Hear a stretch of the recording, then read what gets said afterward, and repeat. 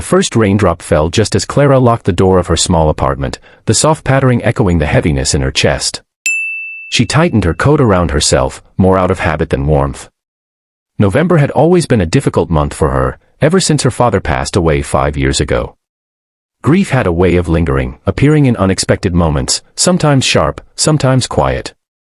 Today, it felt loud. Clara worked at a quaint stationery shop tucked between a bakery and an old bookshop on Willow Street. The shop didn't get many customers on rainy days, and she didn't mind that. Fewer people meant fewer conversations she had to force her way through. She had always been gentle, reserved, and soft-spoken.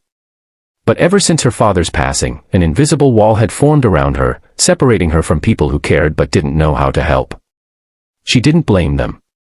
She didn't know how to help herself either. When she arrived at the shop, her coworker Ethan was already setting out a new display of handcrafted journals.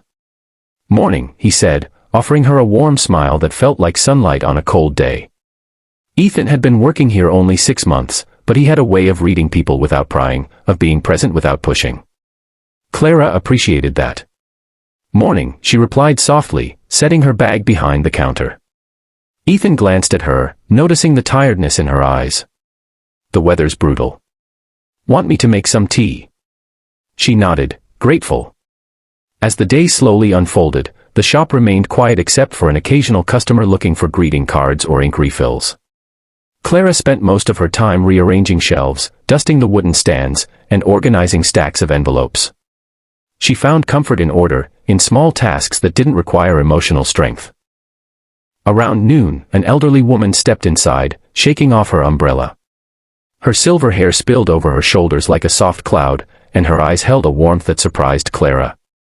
The woman wandered around the shop, touching different paper textures, admiring calligraphy pens, and pausing by the shelves of letter paper.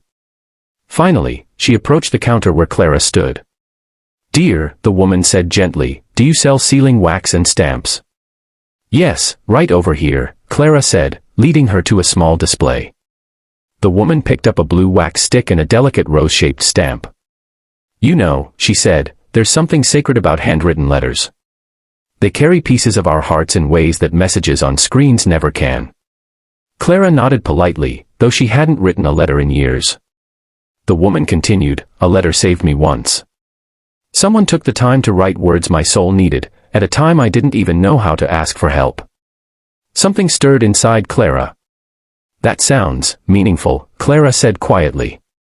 "It was," the woman said, smiling. "Maybe one day you'll write a letter too. And maybe it will heal more than you expect." She paid for the items, wished Clara a gentle day, and walked back into the rainy street, leaving Clara strangely moved. Ethan returned from the storage room just in time to see her staring at the door. "Everything okay?" he asked. Clara shrugged. "Just thinking." He didn't push. He simply handed her the cup of tea he made earlier. The rest of the day went by normally, but the woman's words settled inside Clara like a seed waiting for the right moment to grow. That night, Clara returned home to her quiet apartment, removed her coat, and sat on the edge of her bed. She hadn't intended to cry, but grief never asked for permission. It trickled out of her in soft sobs, steady and aching. She missed her father, the way he would leave notes in her lunchbox when she was little, the handwritten birthday letters he wrote her every year, the ink-stained calluses on his fingers from his writing habit. He loved writing letters. Maybe that was why the woman's words clung to her. Clara reached into the bottom drawer of her old dresser and pulled out a wooden box decorated with faded golden vines.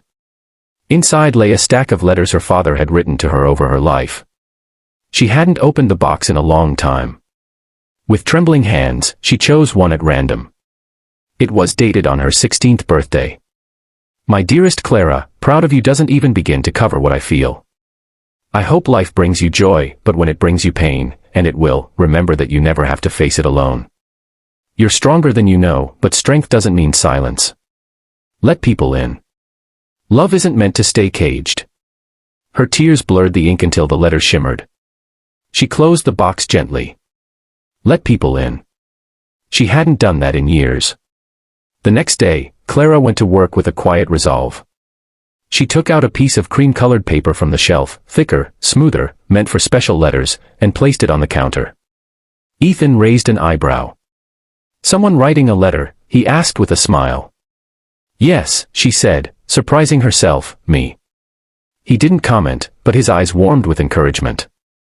Clara picked up a fountain pen and inhaled softly. Her hand trembled as she began writing. She wasn't writing to anyone specific. Not yet. She was writing to herself, to the version of her that was hurting, to the part of her that still felt stuck in grief. The words came hesitantly at first, then like a soft river flowing over stones. You're allowed to hurt. You're allowed to miss him. But you're also allowed to live again, to breathe without guilt, to laugh without feeling you betrayed your grief. By the time she stopped writing, the page was filled with gentle truths she didn't realize she had needed. When she looked up, she found Ethan quietly searching for envelopes nearby, giving her the space she needed. For the first time, she didn't mind someone witnessing her vulnerability. Can I read it? He asked softly. Clara hesitated. No one had read her thoughts in years. But something about Ethan, his patience, his quiet care, felt safe. She handed him the letter. He read slowly, the corners of his lips lifting in admiration. When he finished, he handed it back reverently. That's beautiful, he said. It sounds like someone who deserves kindness, especially from herself. Clara blinked back sudden tears. Thanks, she whispered. Have you ever thought about writing one to someone else? Ethan asked cautiously. Maybe someone who needs to hear from you. Her father's sister, Aunt Marjorie, came to mind. They had grown distant after her father's death. Not intentionally, just two grieving hearts unsure how to reach out. Maybe, she said softly. Over the next few days, Clara found herself writing more letters, to her aunt, to an old friend she had lost touch with, even to a coworker she admired. Each letter felt like stitching pieces of herself back together. A week later, she mailed the letters. She didn't expect replies. But replies came. Her aunt wrote back first, a warm letter filled with shared memories of her father, stories Clara had never heard, and an invitation to visit. Her old friend Emily wrote next, saying she had been missing Clara too but didn't know if she wanted space. And her coworker, whom she had complimented for her strength, stopped by her desk and hugged her tightly, saying the letter had arrived on a day she desperately needed encouragement. One handwritten letter had turned into many, and each one healed Clara in a way she couldn't explain. The biggest surprise, though, came on a quiet Thursday afternoon when Ethan approached her with a nervous smile and a sealed envelope. This is for you, he said. Clara blinked. You wrote me a letter. Yes. And before you read it, I just want you to know it's nothing heavy. Just something I wanted to say. She opened the envelope with gentle fingers. Inside was a single piece of navy blue paper. Clara. I've watched you find your way back to yourself these past weeks. You may not see it, but I do, your strength, your softness, the way your eyes light up now when you talk about something meaningful. I hope you keep writing, not just letters but your life, your healing, one line at a time. And if you ever need someone to walk with you through any of it, I'd be honored to be that person. Her breath caught. She looked up at him, her eyes misty. Ethan. I don't know what to say. You don't have to say anything, he replied gently.